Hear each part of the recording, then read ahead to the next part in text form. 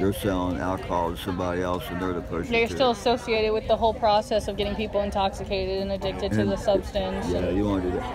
At least So- this way you know that they're drinking, all natural wine and whatnot from your products, even though. Well, they could take your they can buy your juice and do what they want with it, kind of yeah, thing, But then at least you're not the one that's supporting that. Yeah, I mean, if I was going to do it, and I wouldn't sell. If I didn't have the process down and I was making this stuff, but it was still kind of alcoholic, I would sell it. I would pour it out. I mean, I would nail down the process so that maybe I had to make small batches of this stuff, and you might have to boil it to keep it from fermenting. But I would bottle organic juice. I would be very careful how I processed it, so it would be super pure. And it would be in bottles that were sterilized, super sterile. And the grape juice that's going in there is just 100%, super 100%, super good, super perfect, super everything. And I tell people it's hand bottled, and we don't make a whole lot of this stuff, but it's super good, super pure, and super, super good tasting, and super nutritious because it's got the super good resveratrol in here, big time. The redder, the more dark red it is, the more it's got the resveratrol that helps. It does several things. Resveratrol, it keeps the telomeres from shortening, and it dramatically increases a person's lifespan because What are other things that contain that? It mostly just red grape juice. That's it. Oh, wow. So the thing about red grape juice, it's a real winner if you can get this stuff growing and selling it, is that, and you need the super dark red grape juice, is that it dramatically lengthens a person's life. So like a person who is drinking high quality, super dark red grape juice every day, and he's taking care of his health and getting antioxidant-rich food and adequate protein and vitamin C and all the nutrients he needs, the hyaluronic acid for the cushioning in the joints of his joint. You're going to find that in the future you're going to hear of people living to 130 and 140 years old. I believe it. I just don't see any way around it. Yeah. And they're going to have they're going to take your own blood marrow and develop it to make new blood marrow and put that in your bones. You're going to see people living 140 years old. They're also trying to connect our consciousness to computers right now. I don't know if I'd want to do that, but however, even without the process of transplanting new bone marrow in your bone marrow so you can make more red blood cells, I look for people to start living to 130, 140 years old. I really do. And this resveratrol and red grape juice, it prevents the telomeres from shortening. So that means Are telomeres in the brain? no, it's a DNA. It's part of your DNA, and and by the length of your telomeres, you can almost tell how old somebody is or how young somebody is. If somebody's 4 years old but he's been taking care of his body really well, and those telomeres haven't been shortened hardly at all, then he may have the biological age of somebody 25, 30 years old. And Is there things that repair the DNA? Huh? Are there foods that repair the DNA, or what foods would those be? I don't know. There's this idea that crystals, certain types of crystals, can help to repair DNA. And is there any crystals that you can think of? yeah, there's ocean jasper. I think seraphinite, is that what I got on right Yep. here? Seraphinite. Ocean jasper is. Did you know that some crystals contain aluminum? Well, they don't go into your system. Ruby has aluminum in it. I just learned that yesterday. Ruby And does. serpentine, yeah. There's several that do. All the corundum's got aluminum in it. But the idea being is that I'm just trying to point out how that growing grapes, that real dark red grape juice, that'll be a That's really number one. that is a really Game good move in terms of growing something that's going to make tons of cash, because Well, what would the process your be? You buy excess, land or? yeah, you just buy some land, but you gotta have some land, and gotta have a good source of water, swimming pool, and where you can kind of collect water and keep it from evaporating. How much do you think it would be to start that whole project? Well, To I get mean, the swimming pool going and. Well, I wouldn't worry so much about the money, because if you get a few acres, you're gonna make money to buy more stuff. See, So you just start with the acres. Well, you're gonna need a little bit more than that, because you got to put a nice house on it. But the idea being is that you can have something where you can get a little help, and it will reward you handsomely in terms not only of health, but it will give you tons of cash, and it's not a real something that has any toxic anything, where the processing is, you got toxic chemicals that are going to mess up your land or anything. It's all pretty natural. Anything left over you can use as mulch or What would you do to stop fertilizer. everything, like stop from the the bugs and stuff getting to the food then? Because that's the number one reason why people say. Greenhouse. That Oh, way, the greenhouse? Yeah, an actual barrier. Well, you could do it that way, or you could put some kind of netting over it. But that is a good point. Greenhouse all the way? I know Yeah. there's trying to incorporate some kind of town that's like in the middle of the country, and trying to incorporate it into St. Augustine. And what this is going to do is going to really drop the prices on most real estate, and more importantly, more right. natural real estate. That way people will Everything's move in coming and here. urbanize it. I'll tell you why. It's Right. because Greenhouse. there's a couple of things that are forcing everybody to buy land up this way. All the land down in South Florida, it tends to be not very high Elevation? above the ocean. Yeah. And as time goes on, you get the feeling a whole lot of South Florida, it's going to go underwater. And the people with tons of cash down there, those Seminole Indians with the casinos, they are coming this way, and they're going to buy all this land, especially west of here, going towards Tallahassee. As you go higher this way and you go west, it's uphill. It's uphill. As you go west, it goes uphill, and as you go further north, it goes uphill. And so, what's going to happen is, as you go west of here, it's slightly going uphill. Because I found out the hard way riding a bike across Florida. It's uphill all west. As you go west, it goes uphill. Is there a place that you think in the country is the best place to live? Well, better I mean, place you to be? for sure you don't want to go to the West Coast, because California is earthquakes, and they've got all this strontium 139 or whatever showing up on the beach from Japan. Fukushima. Yeah, and so out west, a lot of it's all desert. It doesn't rain that much, and so. So you think it Florida's a rains good place? But I don't know. I would say that Northwest Florida, basically. Yeah. west of here, Yeah, near and the Gulf. central. Now, like Ocala or?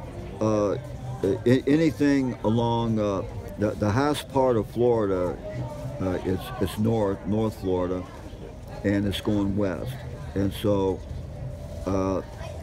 you get the feeling 100 years from now, all this is going to be underwater right here, and it may be quicker than that. We don't know. Right. What's going to happen for sure is that Greenland is melting a lot of water. So if all the water on top of Greenland melts, the the ocean is going to rise about 10 feet.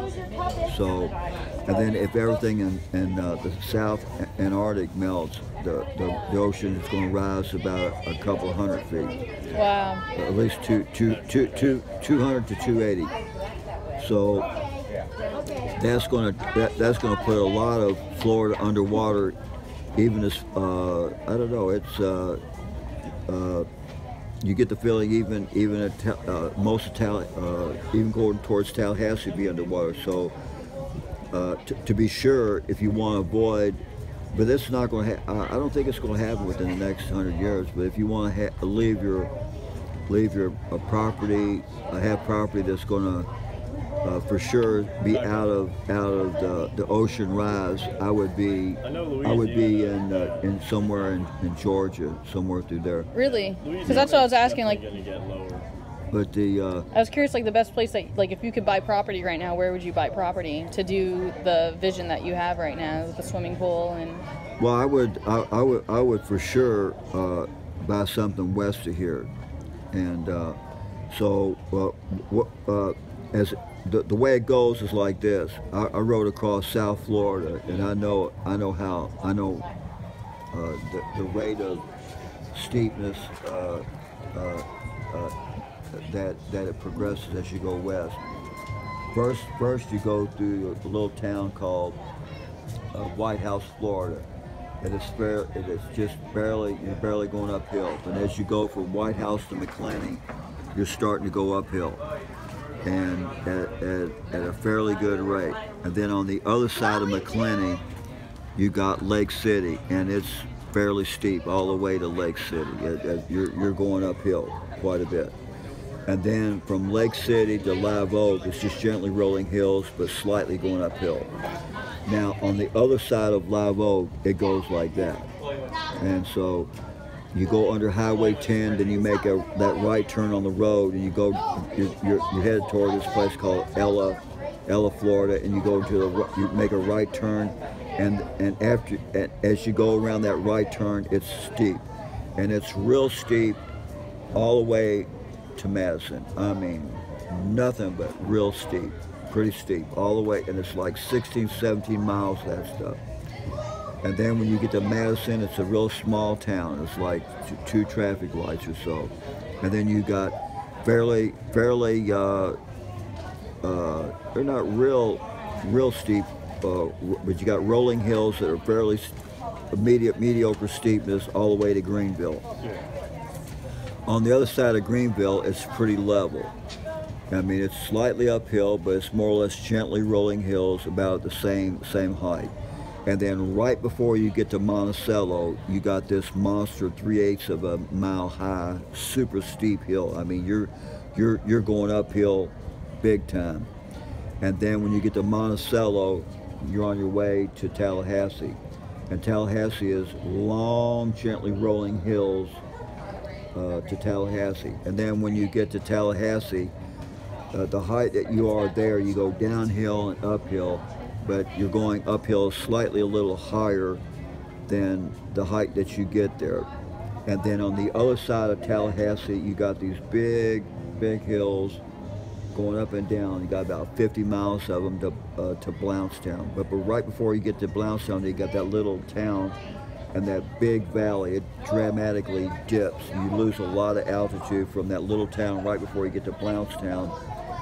And I mean, you got that valley down in there, and it's big downhill. So there's a big drop off right before you get to Blountstown.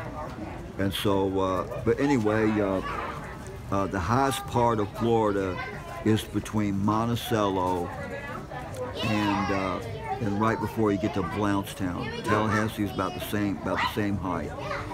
And then and then north of Tallahassee, Georgia, I think it's going uphill too. So if you're thinking that, I don't think within our lifetime that the South America, the Antarctic is going to melt. See, the big thing you're going to have to worry about in the next 50, 60, 70 years is the ice melting from Greenland and causing, and some from the Antarctica. And I look for at least 4 or 5 feet of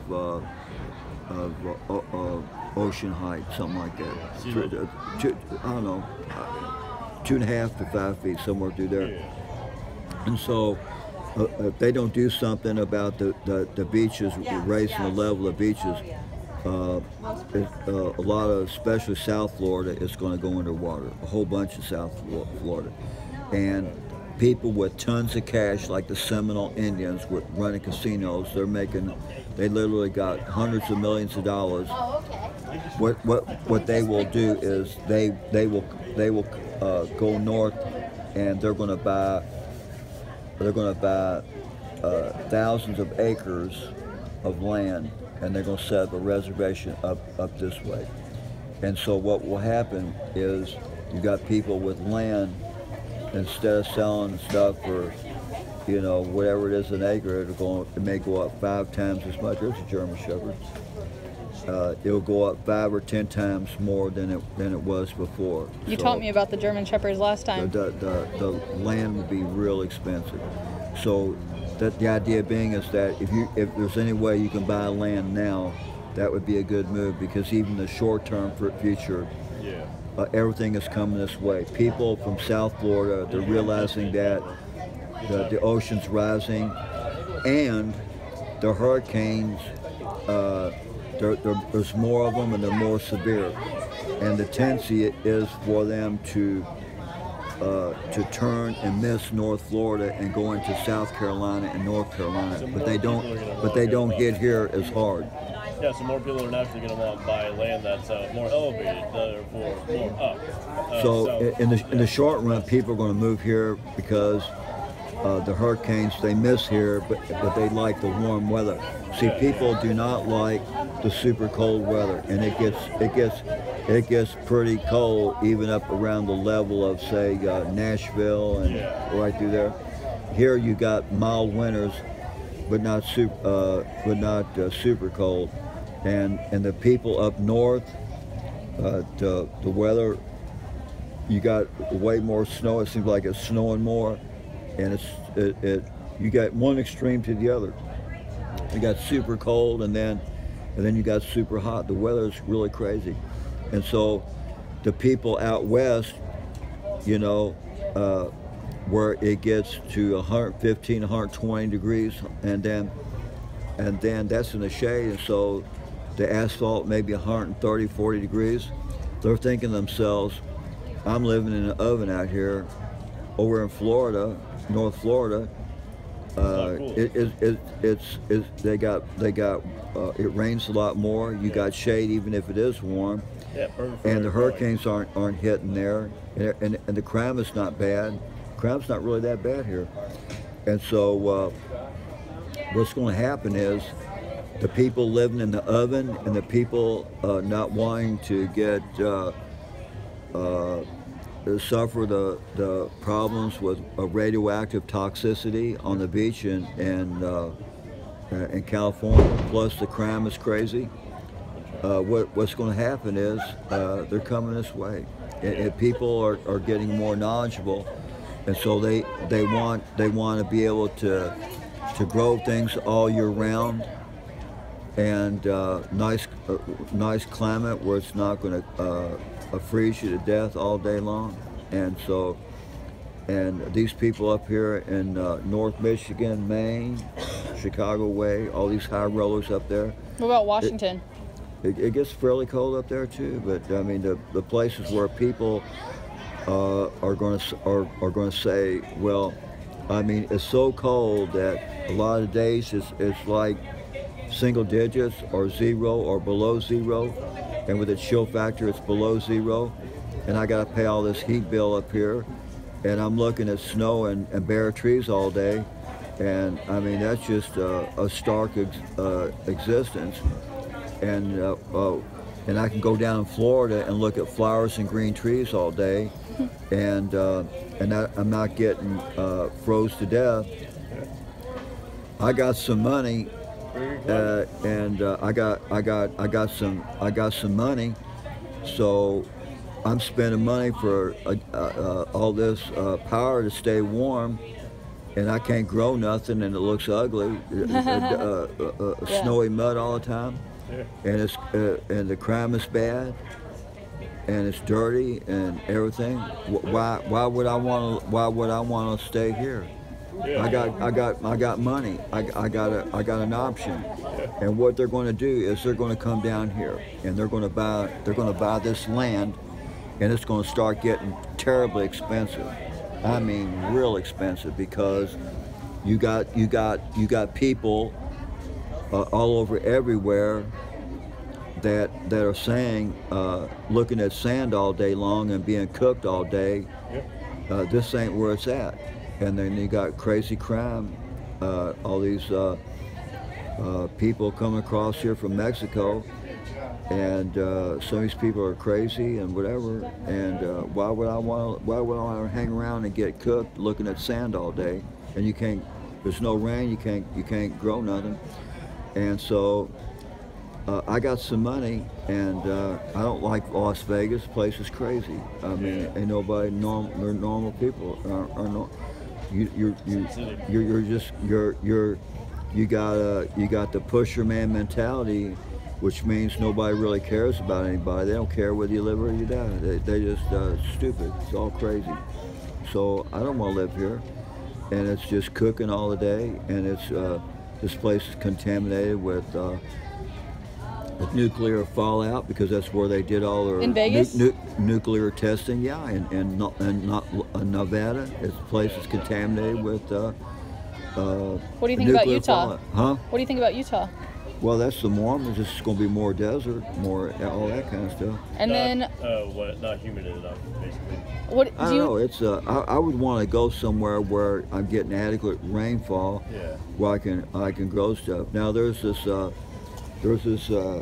fellow named Ed Dames. Now he's a remote viewer, and he says that in the future we're going to have problems with the sun. It's going to overheat, and if that's the problem, he says he talks about the killer shot, and so you're going to have to find safe havens and that kind of thing,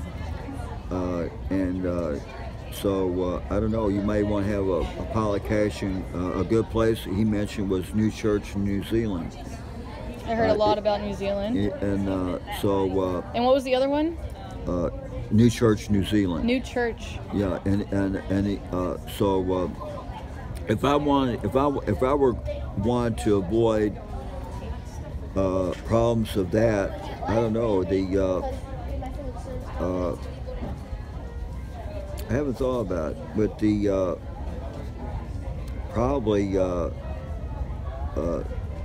somewhere in South America where it wasn't too bad, the crime wasn't too bad. It might not be too bad down there. Yeah, I was thinking about there. But in this country, I don't know. It's I would say. He said that a lot of the coastal areas would be gone because of the flooding, and so somewhere west of here probably wouldn't be too bad. And if you could,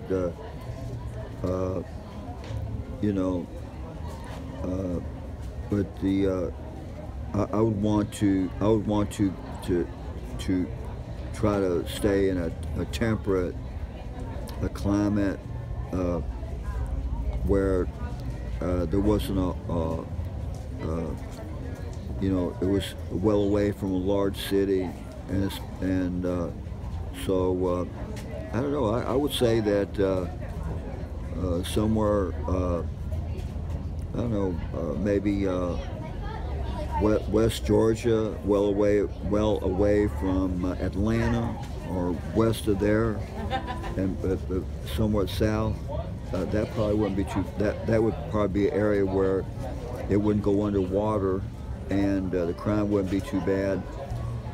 And so you have like, but the coastline of South Carolina, latitude right along there, and south. It all depends on how bad they think the flooding from the the ocean rising is going to be. But I would say that probably somewhere in South Georgia probably wouldn't be too bad. And We're gonna have to get going soon. I do want to ask you one more question. But I would do some homework. But Yeah, I got lots of homework to do. But Ed Dames. Ed James. Ed Dames. Ed Dames. D-A-M-E-S. Okay. He's a remote viewer, and he has a map where he has remote made as a result of remote viewing that shows areas that would be safe in the future. So you might go to one of his seminars, and he'll provide you with a map. Okay. And the thing with this remote viewing, the key thing, one of the key things to really keep in mind about remote viewing is that they did it in Scripture, so it's a real deal thing. They did it a little bit differently. He doesn't use an ephod like David did. And see, the ephod, it had the gemstones of the high priest on there. And so what happened was, and I have to find this passage, but anyway, what happened was David and his men, they left their camp. They had to do some type of activity. And when they came back, everything was gone. He put his ephod on, and to find out where the people who stole his stuff, where they went with all their belongings. That's remote viewing. There's no getting around it. And so he put the ephod on, and he did remote viewing, and he found out from remote viewing, from putting the ephod in prayer, who it was that stole all their things and where they went. And they went right there. They got all their stuff back. So that's remote viewing. It's the real deal. There's people say it doesn't work. It's blah blah blah blah. Yeah, real quick question. But the thing of it is, it's the real deal. It's in Scripture. It's recorded. Wow. that the Jewish people way back when, they used remote viewing, and you're going to find a lot of pagan stuff. All the devil does really is he takes stuff that he learned from God and tries to pawn it off. Yeah. But he's not really the real deal. But anyway, the idea of remote viewing, Isn't that closing your eyes and seeing deal. things? Huh? Isn't that like closing your eyes and visualizing things or something? Yeah, it's sort of like a type of meditation. I do that sometimes. And it's a technique you can develop. Mm-hmm. And I get the feeling using David's method of using the gemstones that will help to engender your. Do you remember which gemstones? Oh yeah, they had on the top row. It's in Scripture. They had the top row. They had. It's in Scripture. On the top, they had the names of the tribes engraved on each stone. And on the top row, on the right was emerald, and then the middle was topaz. You get the feeling it was imperial topaz, and then on the far left, on the first row, it was ruby. Then on the second row, it was diamond. You get the feeling it was probably some colored diamond. The center stone was turquoise, and then the stone on the far left, it was blue sapphire. Wow. On the third row, the center stone was amethyst, and then on the left was kind of a beryl, probably aquamarine, and then I forget what's on the far right. And then on the lower row, they had onyx, jasper, and I forget what the other one was. But they have it all. Yeah, right I'm gonna have there. to do homework on that. Yeah, but it was emerald, topaz, ruby. Second row, diamond, turquoise, sapphire. Third row, amethyst, aquamarine, and then the fourth row it was a jasper, onyx in the center, and then jasper. Onyx, jasper. I forget what's over here, but I'm only missing. I'm only missing two. Yeah. Two. I was gonna ask you, what do you think about essential oils? Well, I mean, your Like brain is aromatherapy? omega-3. Now, a good source of omega-3 would be the flaxseed milk. That has 1 gram of omega-3 per tablespoon. So go ahead and put that in your organic yogurt. Flax seeds. Yeah, Okay. Organic flaxseed milk. It's a really good source of omega-3. That's good for your brain and for your eyes. And then That's really good. And there's some people, they say that if you're cooking with oils, that it's making the oil become hydrogenated, so they're not much for that. I was talking about like aromatherapy, like the smells of like jasmine. Oh, okay, I got you. Like essential oils like that. Yeah, Jasmine. I think there's something to that. And however, eucalyptus has a little cyanide in it, so you may want to Be careful, mess with that yeah. too much. But yeah, I think there's something to that. And so You had a question, if you get phlegm in your lungs, what's important is sterilize your mouth so you don't breathe. You want to sterilize your mouth so you don't breathe bacteria in your mouth into your lungs. So you want to get that dental floss, and it's good idea to take care of your teeth, because each tooth, if you have to replace it, it's almost like $4,000 Right. for an implant. So get that baking soda toothpaste, but Yeah. you got to get that dental floss in between your teeth and get that Listerine Zero Complete mouthwash and gargle with your mouthwash. You're not concerned about the fluoride in brush that? your teeth. I don't think it's got fluoride. The toothpaste may have fluoride in it, but But not the zero? But I don't think the Listerine's, it hards your teeth. But the idea being is what you want to do is sterilize your home with that Dial Complete stuff, and get your counters of your kitchen, everything you touch, your doorknobs, the doors, Sanitary. inside your car, and wash your clothes with Clorox. And your bathroom especially, you want to get the floors, the ceilings, the doorknob. With what? Dial Complete. Okay. Because I don't think you want to breathe that Clorox stuff. You're Right. breathing chlorine. So you can get that with a Dial Complete. And then wash everything down, including your shower curtain and your cabinet and your mirror, everything. Sterilize everything. Yeah. And so I think I would use like a woven rug, like a Persian rug versus carpet, because it's hard to keep clean. And take your shoes off before you go into your home. That way you're not bringing dirt into your home. And so carpet gets soiled, and if I could, I would use some type of marble tiling instead of linoleum, Yeah. and it wears better, and you can clean it better.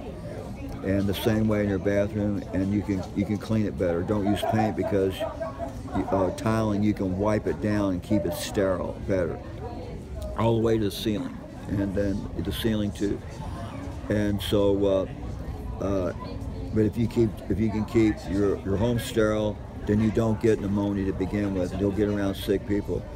But a lot of people, they get stuff in their lungs and they can't get it out. But what they're forgetting is that if you don't sterilize your mouth, Yeah. that person is breathing bacteria into the lungs, and it's causing trouble again. Oh, wow. And you can Yeah. take a little bit of that. I would take a little bit of that thyme that kills fungus, and a little bit of that oregano oil, and I would make sure I cleared my nose out, and I would put a little bit on the inside of my nose, so I'm breathing a little bit. The aromatic, and you're kind of Yeah. killing bacteria. I would get that yogurt going with that cranberry juice going, and you put fresh lime juice in that cranberry juice. So the cranberry juice works 50, 60, 80, 100 times better than just cranberry juice by itself. See, when you reduce the With the swelling, lime juice? yeah, the lime juice reduces swelling so that the cranberry juice go in the affected area, and you're flushing out all this disease bacteria. And then you're killing it with garlic, thyme, and oregano. Those three, they kill everything. And you would eat that, or you just... Yeah. Okay. Get that thyme, T-H-Y-M-E, that herb, and then you grind it up and get a fresh oregano, grind that up, or get oregano oil, and then fresh garlic, mince it, and then now with garlic, if you eat raw garlic, has a tendency to cause red corpuscles to rupture. But if you can take and cook it just a little bit, take the edge off of it, still have an antibiotic type effect, and you'll kill all this bacteria, flush it out. Then the numbers are greatly reduced, and then what's greatly reduced is your immune system, and your thyme, oregano, and garlic. It's killing all this other stuff off. And echinacea, that's another thing that helps. But if if you're getting rid of the big numbers of bacteria, diseased bacteria, and then what's left over, you're killing with the thyme, oregano, and the garlic. So you should be able to get rid of it. But the thing to do is not get sick to begin with. So you don't want, you want to stay away from sick people and keep sick people out of your house. And another thing, you want to keep smokers out of your house because it leaves a residue all over everything. And then you're getting it on you, and it's hard to get out of your house. I mean, it gets all onto everything. And another thing in cigarette smoke is cyanide. And the thing about cyanide is it's like spray paint. The cyanide, when you chew on that almond, it's going into a gas. You're breathing that gas directly into your bloodstream. Yeah. And when you exhale, that cyanide is coating everything. It's like spray paint, and it's hard as all get out to wash off. Yeah. Cyanide is awful. I mean, it's just the awfulest thing. It's hard to wash off your hands. It's hard to wash off your clothes. You gotta throw it away. And then if you ever have the most awful thing is somebody contaminates your property with cyanide, it coats everything. It coats your inside of your clothes. It's like a gas. Wow. And so it's hard to wash off, and when you wash it, it just goes into a gas, and then it goes on the outside. And what happens is nature eventually breaks it down because it uses it to in the growing, uses it to grow. It's like a fertilizer. But this stuff is I mean, it is awful. I mean, so I don't eat almonds. You're going to breathe cyanide and exhale cyanide, and it coats everything. And so when you touch something, you get the cyanide on you. And it's an awful thing. I stay away from almonds like the plague. I don't drink, I hardly ever drink soy milk or eat lima beans. Soy milk. Soy milk's not even milk, it's tea. And like the simple fact that it comes out in a thick, milky substance just disturbs me completely. I always thought there was something wrong with that. But Well, I mean, it fights prostate cancer big time, but you got That's some for cyanide. organic. Yeah. Is your name Chris or Christian? Christian? Christian. I just go by Chris. But anyway, the thing of it is that cigar smoke especially, it's got hundreds of toxic chemicals, cyanide and carbon monoxide, and all these toxic chemicals, they are coating everything in your house. So you got to keep people from smoking in your house or somebody nearby, and it's filling your house with cigar smoke because it's coating everything, and you got a residue all over. Even if they smoke outside the house? No, it's leaving a residue on the outside of your building and everything else. even then, when they breathe out, it's still in your system, and when they breathe And out, then they're it may gonna be breathe out going in into your house. windows or whatever. Yeah. I mean, it is awful. Cigar smoke, I mean, it is unbelievably awful. And if you have a fireplace, don't throw somebody's cigars in there, because the cigar smoke is going to go outside and then coat your grass and everything else. Right? It's awful. Tobacco, cigarette smoke, it's toxic and it leaves a residue. And there's a fair amount of cyanide in cigar smoke. You don't want to breathe it. So when you see somebody with cigar smoke, you got to get away from it. Tell him to go away and get away from him while you're telling him. Chris, we're going to have to head out. Yeah. I'm going to see you again soon. I appreciate you for your time. It's been great. Well, I'll see you again soon. I'll tell you another thing. Get that hyaluronic acid going, because see, that builds up the cushioning in between your joints. And I was reading about this stuff called aminium. And what aminium does is in beef tripe, it causes spontaneous capillary blood vessel regeneration. And so every 2 weeks or so, if you get some of this beef tripe, get some of this organic beef tripe. Beef tripe. Yeah, it's like beef stomach, but it's got aminium. It causes spontaneous capillary blood vessel regeneration.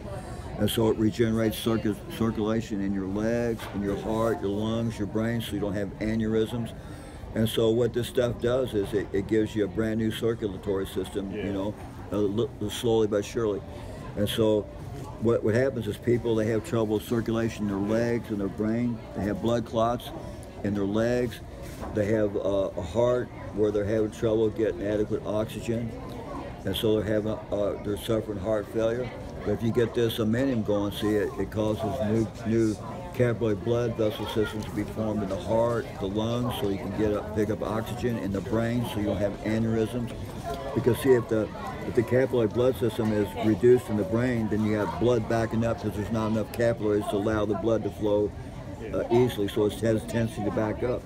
But when you got new capillary blood vessel systems being formed in the brain, in the heart, in the legs. Your name's Chris, right? I don't think we've actually met. Yeah, James, yeah. You'll find that you're getting a brand new circulatory system, and so if you can keep them having joint replacement, because you keep the hyaluronic acid going, so you don't have bones rubbing together, because you got cushioning in between the joints, and you got strong bones because you're getting prunes in your calcium-rich organic milk and yogurt. Then so you got strong bones. You'll have bone replacement, hip replacement, back replacement, disc replacement, horrible pain in the back, and then your brain, see, is housed by your skull. So you want to have a strong, strong bones. Yeah. And so anyway, be careful driving, and just eat good, and you'll be all right. Stay away from this karate people. These people, they learn karate, but they want to spar, and people get hit in the chest and the head, and they die. Yeah. So I don't know. It's if you don't learn self-defense, I would learn it where they're not beating and kicking on you. They show you without doing all the sparring part, and a little bit may not be too bad. But anyway, the main thing is don't breathe people's carbon dioxide coming out of cars. Yeah. And if you live in a place where you don't have all this traffic, you're breathing all this stuff. That's what you like about St. Augustine. It's not too bad. You got the ocean blowing everything out. So you got pretty much clean air, not too bad a crime. And the winters, they're not too bad, you know. Once you get out of February, you know, mid-February, I mean, you may have chilly days, but it's not super cold. I got people. I go down this Trinity Episcopal Church, and you have people that live here in St. Augustine, that live in Maine. They're staying here because they want to get out of the cold. They talk about they want to get out of the cold because it's so super cold. Yeah. And but anyway, what I'm trying to do is get some money together, get some land, and do like I say. If you don't have to pay money for electricity, if you don't have to pay money for water, if you don't have to hardly buy any food at all, because you're growing it yourself. All the tomatoes, all the fresh vegetables, squash, and all the spinach you could possibly eat. In a little 12 by 12 area, you can grow so much spinach you can't believe it. And build a tableau garden so that you don't have to bend over.